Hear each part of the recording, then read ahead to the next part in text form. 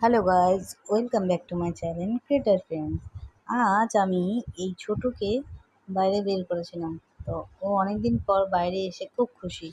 তাই এই যে দেখো ঘুরে বেড়াচ্ছে, একবার এদিক থেকে ওদিকে যাচ্ছে, কি করবে বুঝতে পারছে না।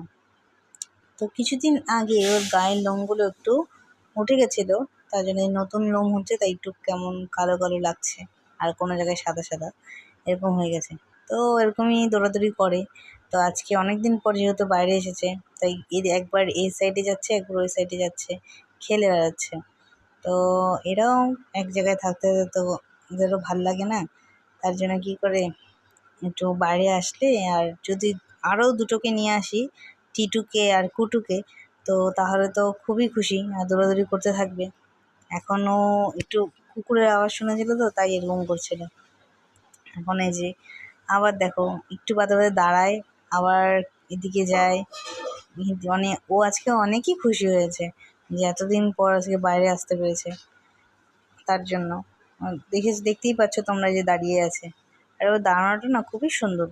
যারা যারা র্যাবিট পোষে তারা তো ঠিকই জানে যে ওরা এইভাবে দাঁড়াতে খুব খুশি হয়। আর এইভাবে দাঁড়িয়ে দাঁড়িয়েও কোনো কোনো সময় ঘাস খায়। এই যে এখন আর যখনই কিছু খাওয়া হয়ে যায় তখনই ওরা এরকমভাবে মুখ মুছতে থাকে। তো এমনি ওরা ভালোই নিজেদেরকে নিজেরাই পরিষ্কার রাখে, আর ভালো মতন তো পরিষ্কার করতেই হবে, নাহলে ওদের নানা রকমের রোগ হতে পারে। এর জন্য তো আমিও ওদের অনেক দেখে শুনেই রাখি। আর এই যে মাঝে মাঝেই বাইরে একটু বের করে দিই, যাতে ওরা ভালো মতো একটু খেলতে পারে।